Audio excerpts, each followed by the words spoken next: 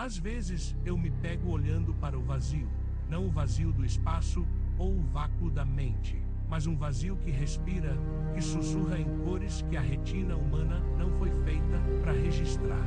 E foi tudo por causa de um mapa antigo, uma mancha na história que devia ter permanecido esquecida, escondida de nós. Mas eu, Elias, fui lá e desenterrei. E agora, essa coisa que eu vi, ela me vê de volta. Meu nome é Elias Varela, ou era, fui um cartógrafo, um historiador.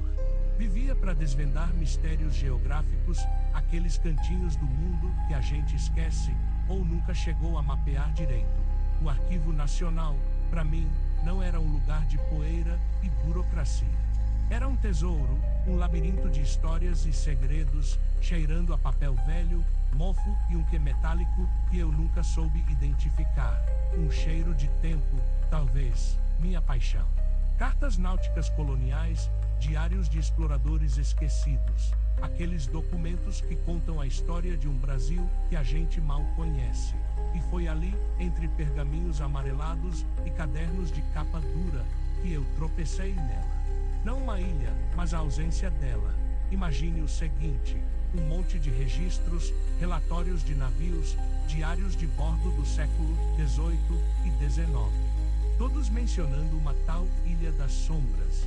Umas descrições vagas, outras mais detalhadas, mas sempre com um tom de pavor crescente. Os primeiros relatos falavam de uma formação rochosa estranha, envolta em névoa perpétua, com uma geometria que machuca os olhos, como escreveu um capitão holandês. Os mais recentes, séculos depois, já falavam de miragens, de marinheiros enlouquecendo, de vozes vindas do nada. Mas em nenhum mapa oficial, em nenhum atlas da época, existia essa ilha. Nada. Era como se a nossa realidade tivesse um buraco ali, e ninguém quisesse admitir. Eu, claro, achei que era lenda. Folclore, lendas de mar, todo mundo tem, mas a persistência da menção. Anos, décadas, séculos, e sempre as mesmas coordenadas aproximadas, ali no Atlântico Sul, em algum ponto desolado entre a costa brasileira e o nada. Aquilo começou a me dar nos nervos. Aquela ausência gritava mais alto que qualquer presença. Comecei a cruzar os dados, noites e noites no arquivo, a luz fraca do meu abajur dançando sobre as páginas. O cheiro de papel velho grudando nas minhas roupas, na minha pele. Passei a ver padrões, não só padrões geográficos, mas padrões na linguagem dos relatos. Os marinheiros, antes rústicos e diretos, começavam a usar palavras estranhas, cores impossíveis, sons que dobravam a mente, uma atração que não era magnética, mas visceral. A cada nova descoberta, um frio diferente subia pela minha espinha. Não era medo de fantasma, nem de assassino. Era algo mais profundo, mais primordial. A sensação de que eu estava espiando por uma fresta no universo, e o que estava do outro lado não pertencia a ele, não a nossa versão dele, pelo menos. As coisas começaram a mudar na minha casa. Pequenas coisas, sutis. O relógio da sala, que nunca falhava, começou a atrasar e adiantar aleatoriamente. Eu jurava que ouvia um sussurro distante, um zumbido grave, como o de uma concha gigante ao ouvido, mesmo estando longe de qualquer oceano. Minha gata, a Misha, que era a tranquilidade em pessoa, passava a noite encarando a parede, eriçada, como se visse algo que eu não via. E o pior, o cheiro. Aquele cheiro metálico e úmido do arquivo, que antes era só um incômodo, agora me seguia para casa. Era como um cheiro de salitre, de coisas podres, de um mar que não era saudável, mas sim doente. Meus colegas de trabalho, eles notaram: Elias, você não está dormindo bem, seus olhos estão fundos, você tá com um cheiro estranho de maré baixa. Eu ria, forçado, e dizia que era estresse, mas por dentro, eu sabia. A Ilha das Sombras estava começando a se manifestar dentro de mim, ou ao redor de mim. Era como uma doença, uma infecção na realidade. Os sonhos, os sonhos, eles se tornaram o meu pior pesadelo e minha única fonte de informação. Eu via paisagens que desafiavam a lógica, montanhas que se dobravam sobre si mesmas, céus com constelações que nunca existiram, estrelas em cores que eu não sabia nomear. E sempre no centro de tudo, uma forma, uma ilha, mas não de rocha e terra, uma ilha de nada, de uma matéria que parecia absorver a luz e ao mesmo tempo emitir um brilho doente. Ela pulsava, respirava, e eu sentia que de alguma forma ela me chamava, não com uma voz, mas com uma sensação, um puxão no centro do meu ser, um convite para o abismo. Eu acordava suado, tremendo, o cheiro de salitre agora impregnado no meu travesseiro. A Misha, muitas vezes, estava deitada no meu peito, me observando com seus olhos verdes, como se soubesse do que eu estava sonhando. A racionalidade foi se esvaindo. Não era mais uma pesquisa acadêmica, era uma busca, uma necessidade primária de ver a Ilha das Sombras com meus próprios olhos. Não para provar sua existência ao mundo, mas para provar a mim mesmo que não estava ficando louco. Ou talvez, para finalmente abraçar a loucura que ela prometia. Peguei minhas economias, pedi licença do trabalho, inventei uma desculpa sobre uma pesquisa de campo. Eu precisava ir até as coordenadas, até o lugar exato onde tantos marinheiros haviam escrito suas últimas palavras de sanidade.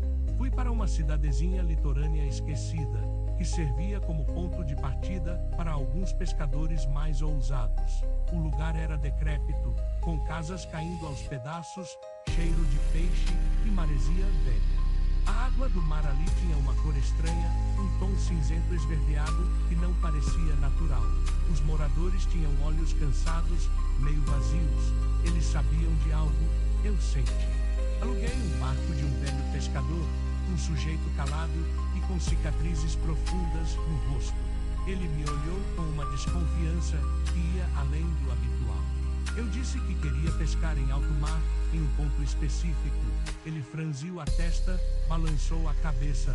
Ali não tem peixe bom, não, moço, só coisa que não é pra ver. Mas o dinheiro falou mais alto. A viagem foi longa, o mar estranhamente calmo, como se estivesse segurando a respiração. O céu um cinza uniforme, sem sol, sem estrelas. Apenas uma neblina rasteira que parecia vir do próprio oceano. O cheiro de salitre e podridão estava mais forte que nunca, sufocando. Eu sentia um formigamento constante na pele, como se minúsculas agulhas estivessem me picando. O pescador, calado, só observava a bússola e o GPS.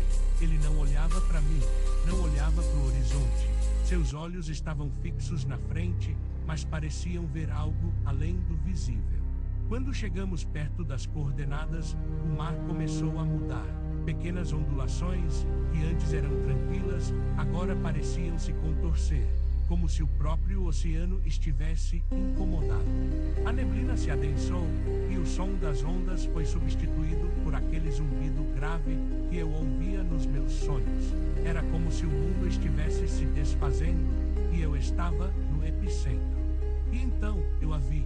Não era uma ilha de verdade, não como as que a gente conhece. A neblina se abriu, não revelando, mas deformando a realidade. No horizonte, onde devia haver o azul do céu e do mar, havia uma massa disforme, que pulsava, não era sólida nem gasosa, era inconsistente. As cores, eu não consigo descrever. Não eram cores do nosso espectro, eram tons que pareciam vibrar, que doíam os olhos e a mente. Um roxo que era também um verde, um azul que era um preto profundo. Formas que se contorciam, que pareciam desafiar a geometria, se expandindo e contraindo em um ritmo lento, abissal. Não havia contornos definidos. Era como se o tecido do universo estivesse sendo rasgado, e aquela coisa era o que escorria por essa ferida. Eu não vi florestas, nem montanhas, nem praias. Eu vi conceitos. Ideias materializadas em uma matéria que não deveria existir. Vi reflexos de mim mesmo, distorcidos, envelhecidos, em milhões de ângulos impossíveis, como se a ilha estivesse me mostrando todas as minhas existências e as que poderiam ter sido. O zumbido se intensificou, preenchendo minha cabeça, e junto com ele, uma voz, não uma voz em palavras, mas em pensamentos, uma voz que não vinha de um lugar, mas de todo lugar. Ela me dizia coisas sobre a vastidão do cosmos, sobre a insignificância de tudo o que conhecemos, sobre os deuses que dormem em estrelas mortas, esperando para despertar. Ela me mostrou que nossa realidade é apenas uma bolha frágil em um oceano de possibilidades infinitas e aterrorizantes. Eu senti minha mente se estilhaçar. As palavras dos marinheiros, a loucura em seus diários, tudo fez sentido. Não era a ilha que estava louca, éramos nós que estávamos cegos. O velho pescador ao meu lado, ele estava imóvel. Seus olhos, antes apenas vazios, agora refletiam um terror gélido. Ele não olhava para mim, mas para frente, para a Ilha das Sombras, com a boca aberta em um grito mudo. Eu sabia que ele já tinha visto aquilo antes, e aquilo o tinha quebrado muito tempo atrás. Não sei quanto tempo fiquei ali, minutos, horas, uma eternidade. O barco balançava em águas que pareciam densas, viscosas. Eu não conseguia desviar o olhar. A Ilha das Sombras me prendeu, me devorou com sua mera existência. Ela não precisava de garras ou dentes. Sua simples presença era o suficiente para desintegrar a sanidade, para pulverizar a alma. Quando o pescador conseguiu, de alguma forma, ligar o motor e nos afastar, eu já não era mais eu. As cores impossíveis se gravaram no fundo dos meus olhos. O zumbido na minha mente, o cheiro no meu nariz. Eles me encontraram dias depois, vagando pela praia, meu barco, à deriva, o pescador. Ele simplesmente sumiu, nunca mais foi visto. Eu não tenho ferimentos físicos, não tenho sangue, nem ossos quebrados. Mas por dentro, eu sou um oceano de fragmentos. As palavras não saem direito. As pessoas me olham com pena, com medo. Dizem que eu enlouqueci, e talvez eu tenha. Mas eu vi a Ilha das Sombras.